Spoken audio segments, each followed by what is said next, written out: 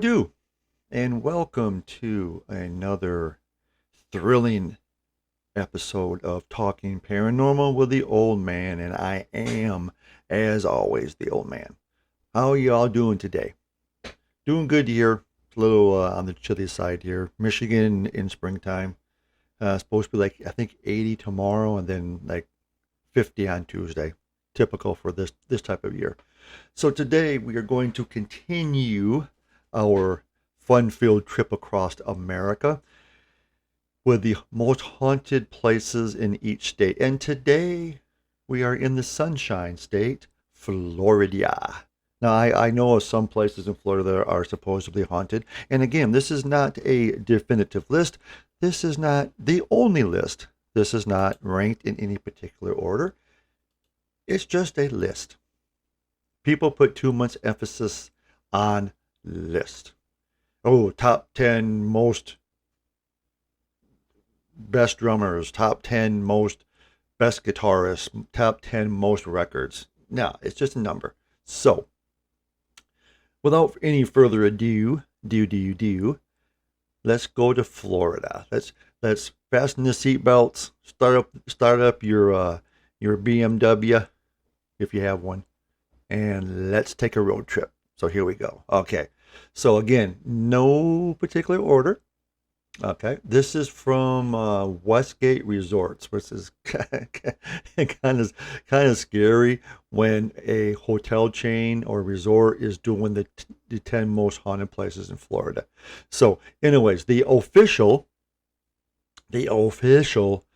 title is 10 most haunted places in Florida to spook your summer vacation. Now, again, this is not a definitive list. This is not the only list. These are not the 10 most haunted. These are just a list of 10. So, okay, so this is the introduction. Westgate's where you're going to stay up to 25% off. Wow. Okay, and this episode of my podcast is sponsored by nobody. I've always wanted to say that. I've always wanted to say that. It is sponsored by, and just really quick, was like when we have our own paranormal group, Southeast Michigan Ghost Hunter Society, and back in the day, I always wanted to have T-shirts. We have our group shirts, but I wanted to have the patches of who sponsored us, like. Okay, today we are investigating this office in Detroit. But first, we always stop at McDonald's, and we love your Big Macs. It's the perfect food before a paranormal investigation. I've always wanted to fucking do that. All right, so let's admit it. Florida is shocked, and I know it's Florida. Florida is chock full of activities and attractions. I mean, the number of things to do in Orlando alone boggles the mind, right? Yeah, if you have the freaking money, it's expensive as shit going to Disney. But what if your path diverges a little towards the spooky side?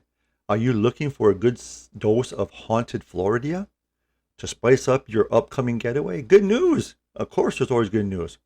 Thrill seekers don't have to travel all the way to notorious haunted hotspots, such as the LaLaurie Mansion in New Orleans. We have been there.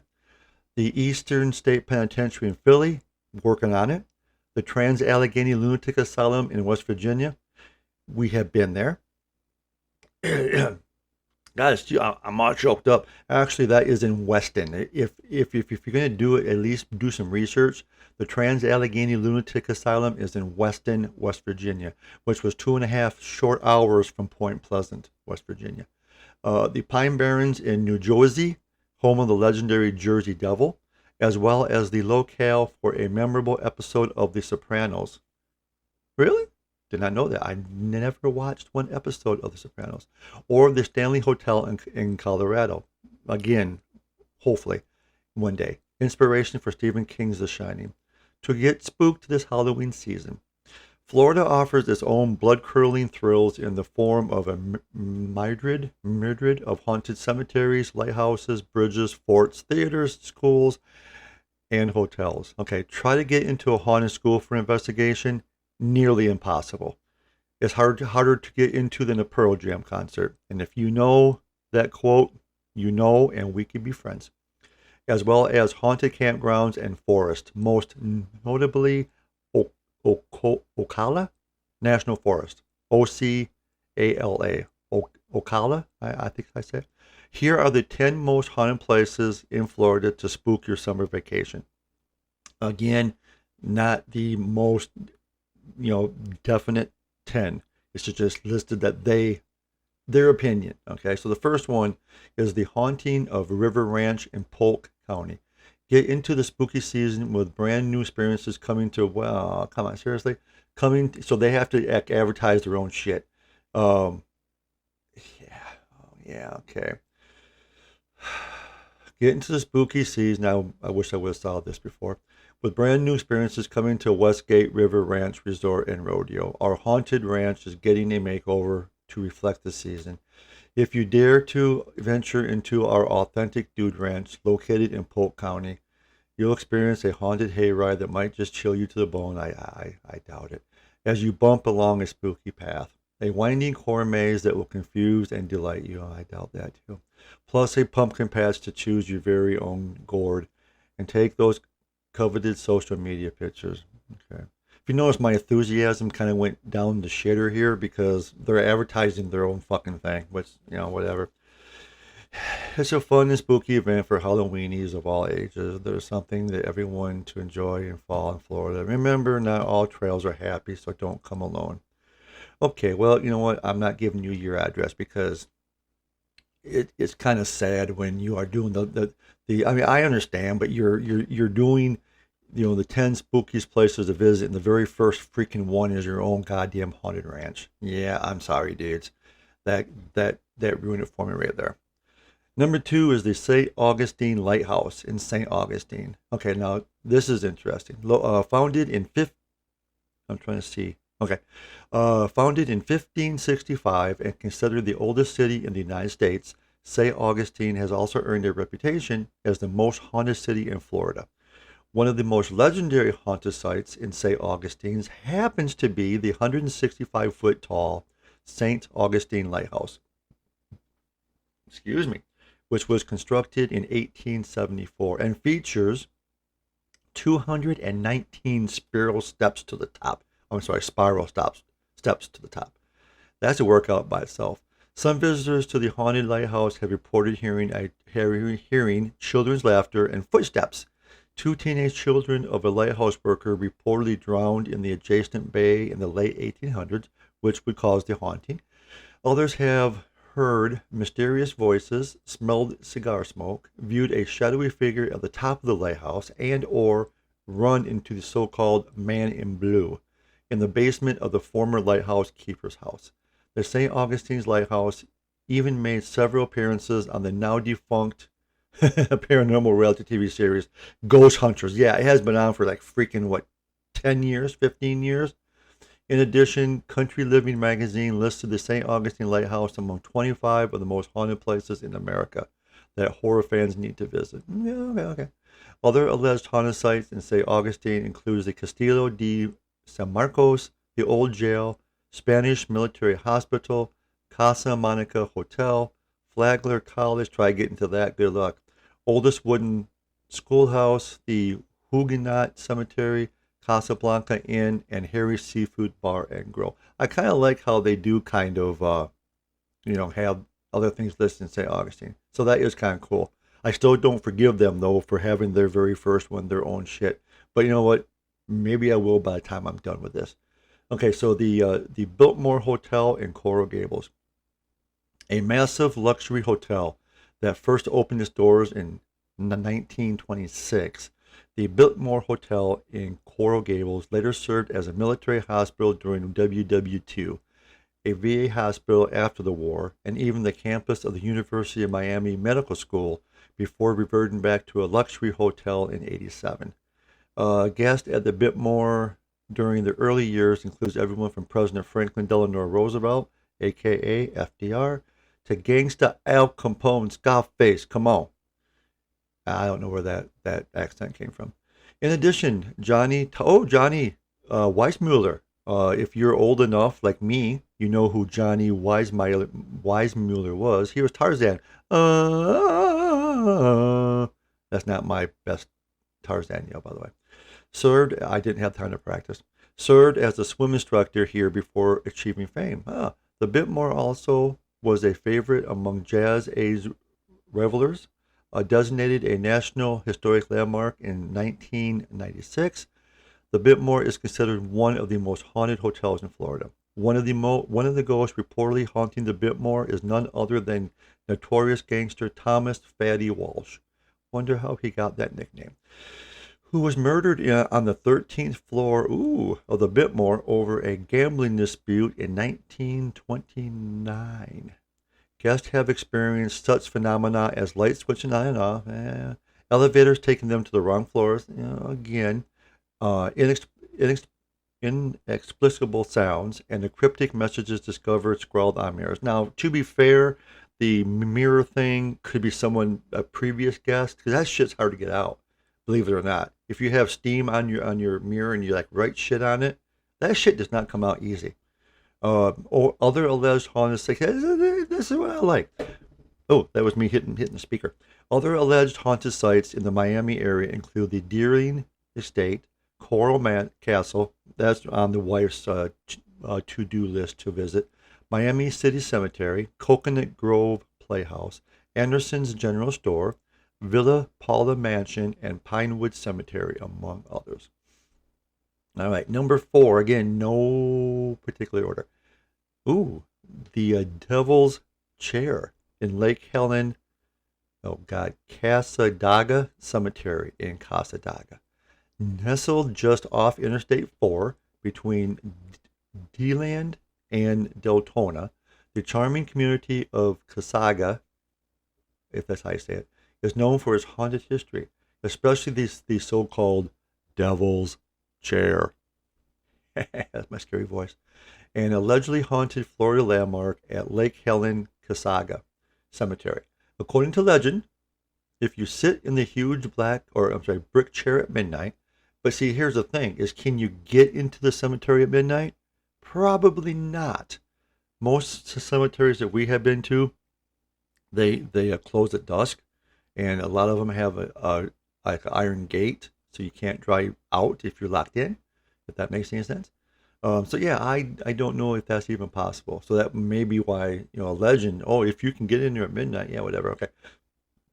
Excuse me. So if you sit in the huge black chair at midnight, the devil himself will make an appearance. And if you have a can of beer, I'm sorry, and if you leave a can of beer on the devil's chair, it will reportedly be empty the next morning. Yeah, because there's some homeless person that got a free beer.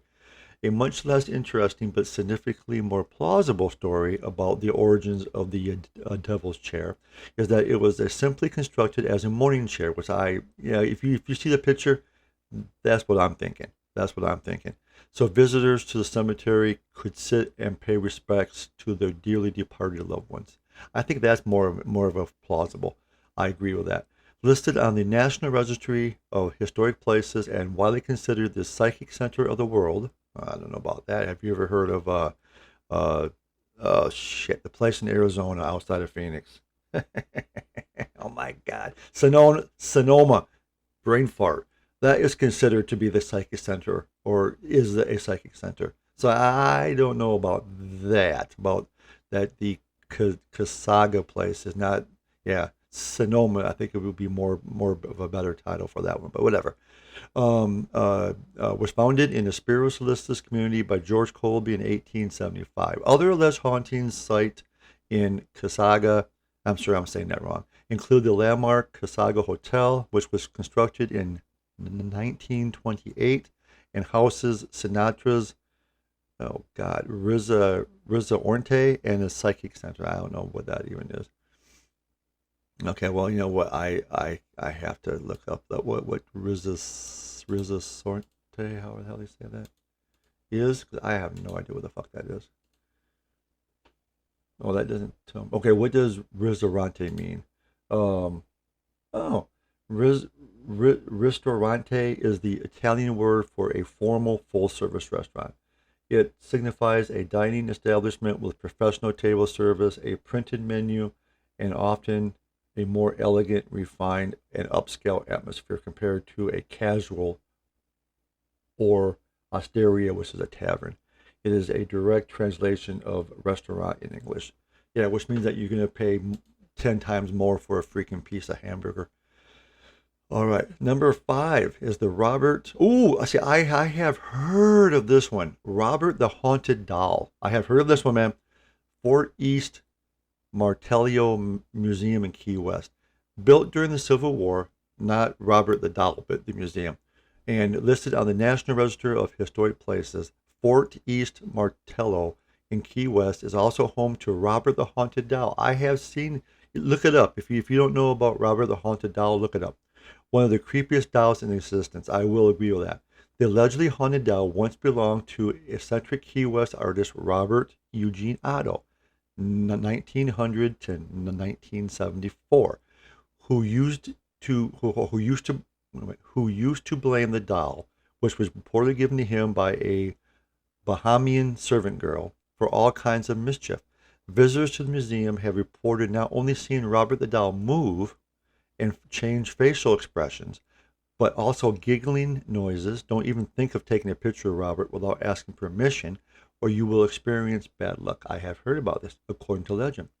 In addition to Robert the Doll, Fort East Martello boasts the electric, electric, e, e, es- eclectic artifacts as the scrap metal junk sculptures of Stanley Papio and the Key West folk art of Mario Sanchez. My bad. By the way, the former home of Robert Otto now operates as a bed and breakfast. Oh, that would be cool as shit. Can you imagine living in Robert Otto's house? That would be cool for bed and breakfast. Oh, yeah. Called the Artist House, which is also believed to be haunted. No shit. Other alleged haunted sites in Key West include the Key West Cemetery, Captain Tony's Saloon, La Concha Hotel, and Fort Zachary Taylor. Wasn't one of the dudes on Tool Time with Tim Taylor? Wasn't he Zachary Taylor? Yeah, I think it was. I think it was like Zachary Tyler or something. Hold on. Tool Time. I'm curious. Yeah. No, I guess no. Yeah. Well, yeah, kind of. Zachary Ty Bryan. Where I'm thinking of Zachary Taylor. So there was a Jonathan Taylor Thomas and a Zachary Ty. So I'm thinking, that's where I'm thinking. And one of them just got in trouble with the law. I think it was Jonathan Taylor Thomas. Not important. I don't really care, but yeah. Well, I know Tim Allen has, but anyways, back to the list here. I get sidetracked so damn easy. Damn. Okay, the number six is the Devil's Tree in Oak Hammond Park, Port San Lucie. A large and mysterious oak tree lies down the dirt nature trail in the corner of Oak Hammond Park in Fort St. Lucie, known as the Devil's Tree. It was the site of a series of gruesome murders in the early 1970s, and today believed to be possessed by evil spirits. Of course, it's got to be the devil. According to legend, several failed attempts have been made to cut down the tree over the years, and some visitors to the park at night have reported seeing features in dark hooded capes performing satanic rituals near the tree. Don't do this, kids. The park closes at dusk. By the way, it closes at dusk. A local priest even allegedly attempted to perform an exorcism here back in the early 1990s. But my understanding is that an what am I saying? Exorcism has to be approved by the Vatican. From my understanding, I'm not Catholic, so I don't know for a fact. But I have watched the Conjuring movies, and that's what they say. And movies are always fact based, man. There's no lies, no misinterpretations, no nothing in movies. They're all real, 100%. Guys, excuse me. I think making fun Well, the Catholic Church kind of fucked me up here. I think I'm getting revenged. No, actually, what I did was I swallowed my spit when I was trying to inhale or exhale, whatever. Okay. Again, 100% real. I don't pause nothing. What you see is what you get and what you hear. I will try to continue here. Excuse me. Okay. So, a local priest, I said that. Other park visitors claim to have viewed ghosts hanging from the branches of the devil's tree. In addition to its infamous oak tree, and of course, I got nothing to drink. I left it in the refrigerator. Oak Hammond Park, which was established in 2000, features a boat and canoe launch, two fishing piers. This sounds like self-advertisement again. 3 miles of hiking trails, pavilion, butterfly garden, and a playground. I'm glad we're almost done because I'm. Ugh. Okay, number 7, Greenwood Cemetery, Orlando. Let's say we were in Orlando as when the kids were still at home back in the day. I wish I would have known about this. We would have made a side trip. Originally known as Orlando Cemetery and opened in 1880, Greenwood Cemetery encompasses 86 acres. And now, to put it into perspective, this is one of these useless informations that you can only get from my podcast.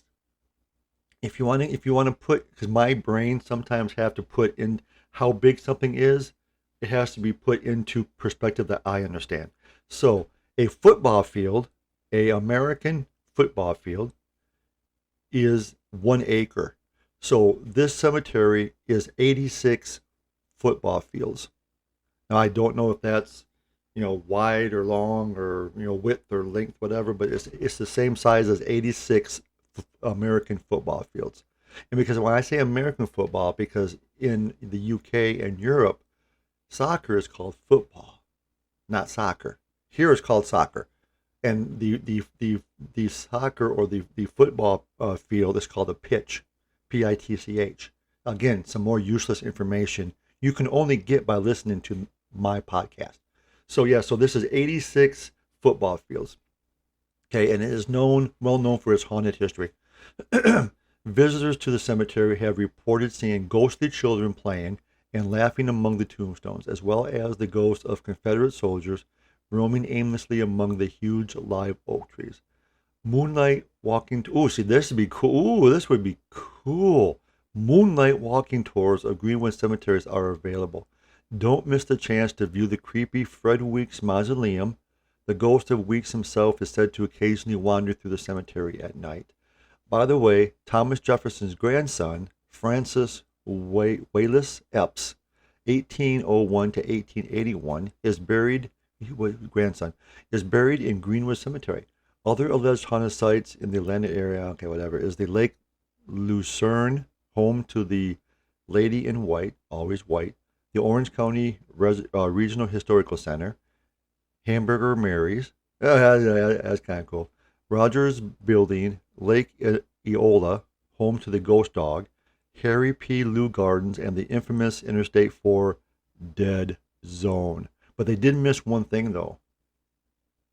They did miss one thing. The haunted house at Disneyland.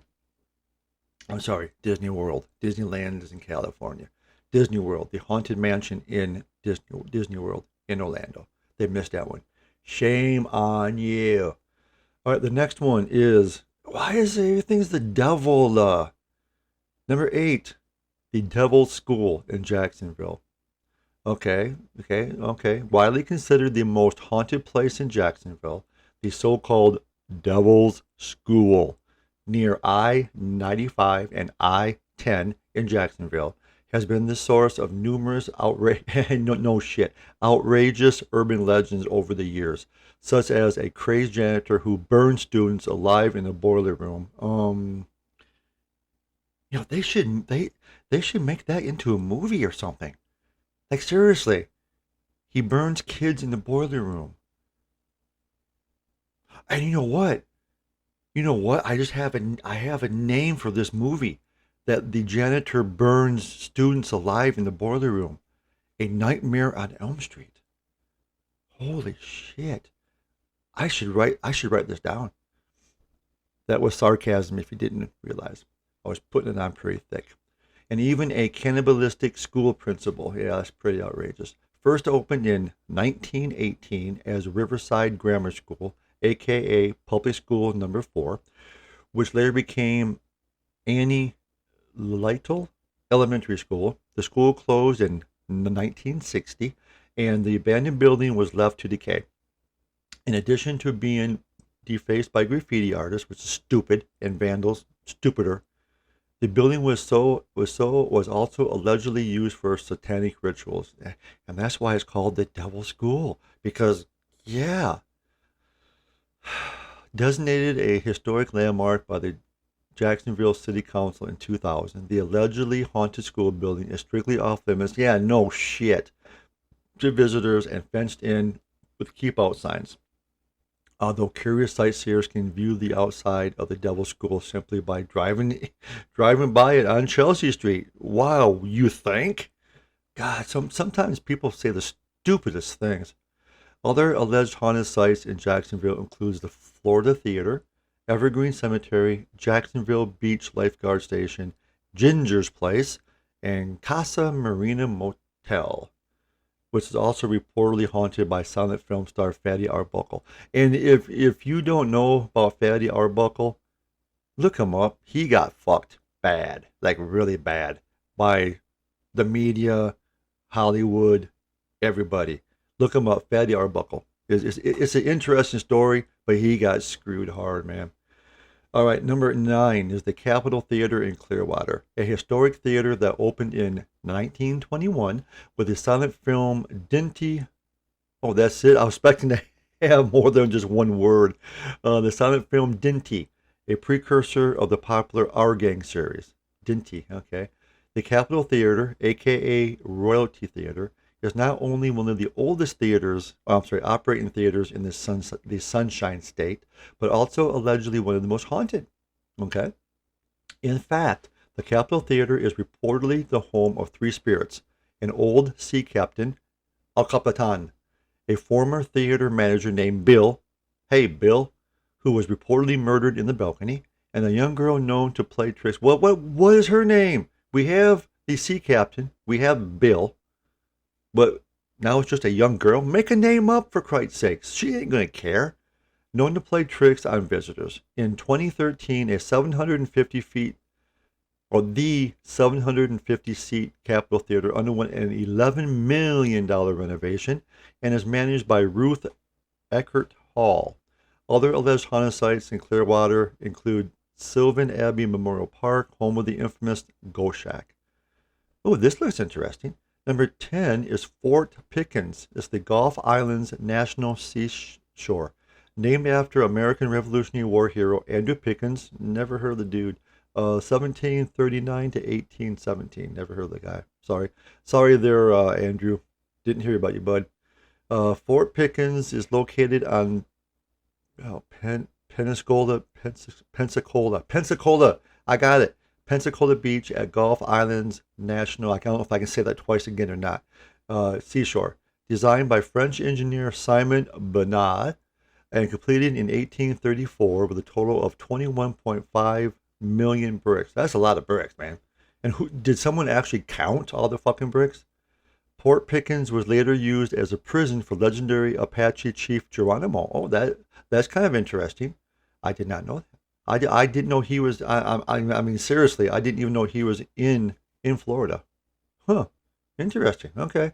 And his Confederates. Oh, and his Confederates, whose arrival here created somewhat of a sideshow spectacle among the local citizenry.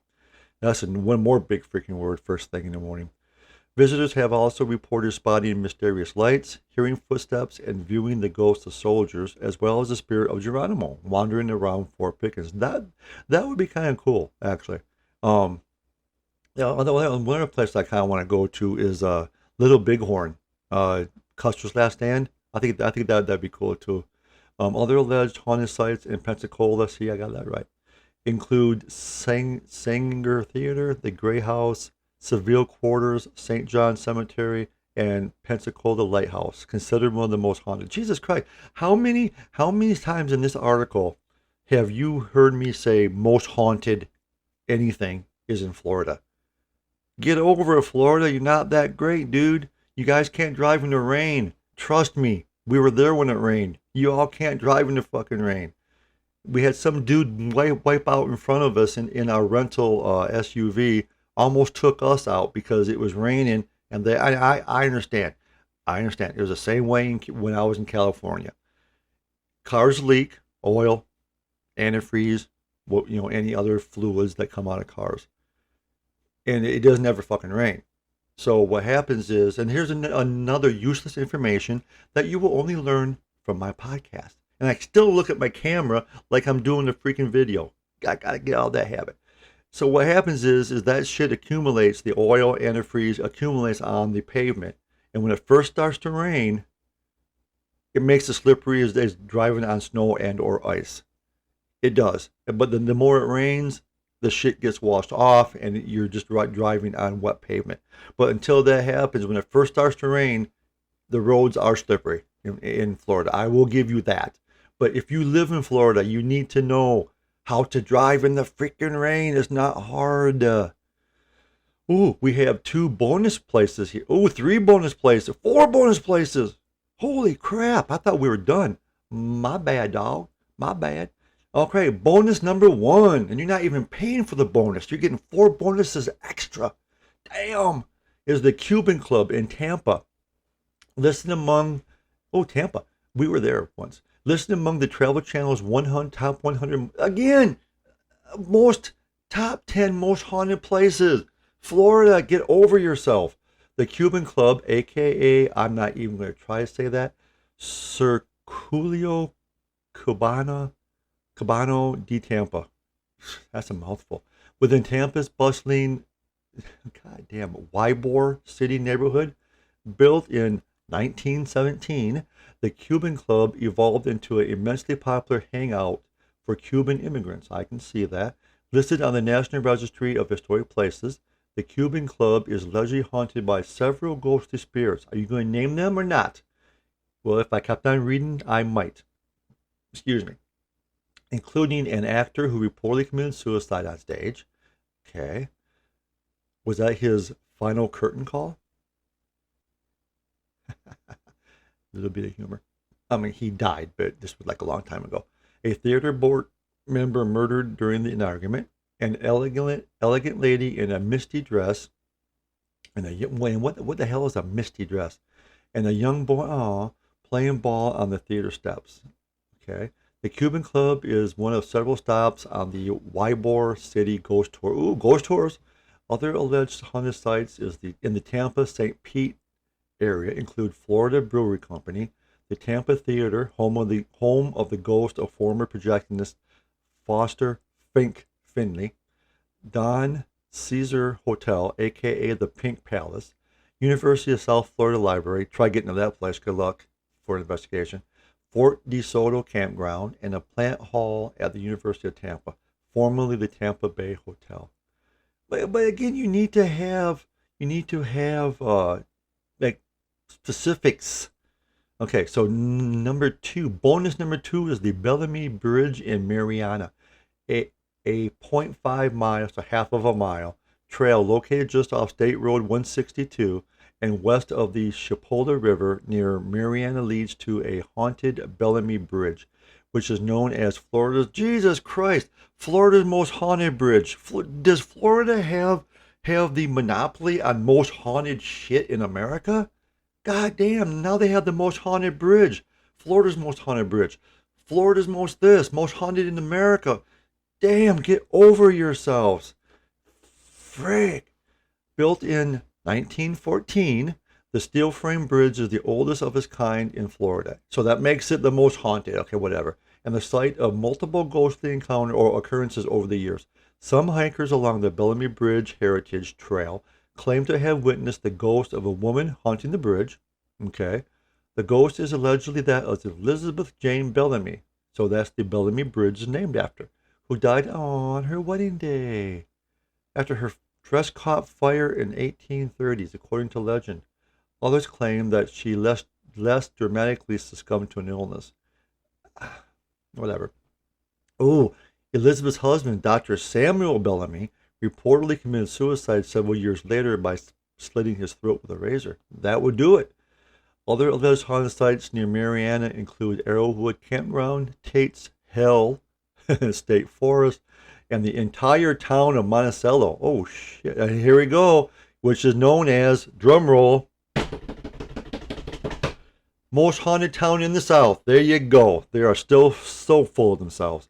Okay, bonus number 3 is Ashley's. It looks like it might be a restaurant. Yes. Ashley's in Rockledge. Bonus number 3. Originally known as Jack's Tavern, Ashley's in Rockledge may very well be America's most haunted or Florida's most haunted restaurant. Jesus Christ. Or at least the most haunted restaurant on the Space Coast. The Tudor style, which the Space Coast, for you unfamiliar, is the east coast of Florida. The Tudor style restaurant and bar opened in 1934, and the following year, a young woman named Ethel Allen, a tavern regular, well, she was a regular, so was murdered nearby on the shores of the Indian River. Ghostly occurrences that have been reported at Ashley's include objects moving on their own, lights going on and off, glasses and dishes reportedly breaking mysteriously, burglar alarms setting off randomly, diners being shoved by unseen force, voices whispering after hours, and the appearance of a woman in her 1930s period clothing. Could it be Ethel? Don't look, Ethel! It was too late. That was from The Streak, by the way. Yeah, good song.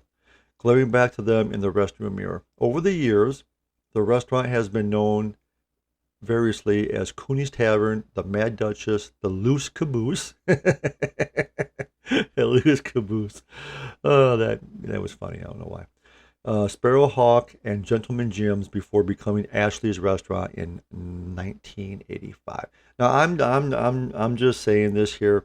It is a restaurant that serves alcohol. That might have something to do with the reported activity. Just saying. Okay, bonus number 4 and the last one. Yay. Is Witch's Grave in Old City Cemetery in Tallahassee. See, that word there is not too hard. Tallahassee. The Old City Cemetery, Tallahassee's oldest public cemetery. And I'm waiting someplace. I haven't looked at here yet, but I'm waiting to see it's Florida's most haunted cemetery. I haven't seen it yet, though. But I would bet money on it probably is. Which was established in 1840, serves as the final resting place of Elizabeth Bessie Budd Graham, 1866 to 1889, known to locals affectionately as the White Witch. The mysterious and elaborate gravestone, which is a picture of the gravestone? No, of course not. Which faces west, unlike all the other markers in the cemetery, features an excerpt from Edgar Allan Poe's classic 1843 poem Lenore, a haunting ode to a dearly departed young love. Bessie was just 23 when she died. That sucks. Broken. I'm assuming this is a classic line from the poem Lenore, because it is in quote marks. Broken is the golden bowl, the spirit flown forever. Let the bell toll. That's it. Oh, yeah, that's it. Oh, no. There's more. I'm sorry. I'm sorry. A saintly soul floats on the Stygian river. Come, let the burial rite be read, the funeral song be sung, an anthem for the queenless dead that dies so young. A dirge for her, the doubly dead. Doubly dead? Oh, I'm sorry, doubly dead. I thought it was doubly like that. But she did she reincarnated and she died again? doubly dead is that she died so young, according to Tallahassee Democrat. Well, whatever. Goth rockers, clairvoyants, and the curious alike are drawn to the witch's grave in Tallahassee, exquisitely spooky old city cemetery, which here we go, which neighbors sorority roll on this Florida State campus. That would be cool just to see it and say, hi, I was there. I saw her. I saw Elizabeth, Beth. So, Beth, I hear you calling, but I can't come home right now. Oh, I'm sorry. That's my musical stuff. Okay, never mind. Wrong podcast. Okay, so anyways, thank you. That's it. That is the top 10, was it? But it's more than that though. It's 14. See, they lied. It said the 10 most. Okay, you had the 10, but then you had 4 bonus ones. They lied. Liar, liar, pants on fire. All right. Well, anyways, that is our list, or not my list. The Westgate Resorts, which the first one was their own shit, so that that doesn't really count as self-advertising. That we don't ever self-advertise ourselves. So that is the officially the 10 most haunted places in Florida, but it's actually 14 because of the 4 bonus ones. So if you liked it, good. I'm grateful that you did. I'm doing my job right. If you live in Florida and you've ever been to any of these, let me know if you've ever experienced anything. If you have other places that you know are haunted in Florida, let me know. Let me know. I might do a podcast after these are all done of like the viewer, the listener submitted haunted locations from each state. Sounds like a plan to me, guys. So again, thank you for listening. If you like this, please, tell your friends and family, hey, there's this guy, man. He's, he ain't funny and, but he tells a good story, I guess. And if you like this, which I'm sure you do, because otherwise you would not be listening, I do have a video reaction channel on YouTube. It's called, can you guess? I'll give you a second. Yep, you were right. Talking Paranormal with the Old Man. That is my YouTube channel where I react to paranormal videos that other sites have. And I give you my brutally honest. And the one yesterday was really brutally honest. I tore a couple of them up. I used my experience as a paranormal investigator of over 30 years to give you my honest opinion on paranormal videos. And honest by I mean no clicks, no going viral, anything like that. It's just I don't like it when people mislead people on the paranormal and people think that this is how this is, and it's usually not. So yeah, again, and you can see me, my face, not just hear my voice, and you say, God, he's an ugly mother freaker, man. He's ugly. I can see why he does podcasts, because he has a voice for radio, not a face for YouTube. So again, thank you. And as usual, you have to be more afraid of the living than you do of the dead. Seriously. Stay away from the light. Unless that's your thing, then do your thing, man. I'm not going to say no. And until we meet again, I'm not going to sing it, but until we meet again, bye-bye. I'm sorry, but the person you called has a voicemail box that has not been set up yet. Goodbye.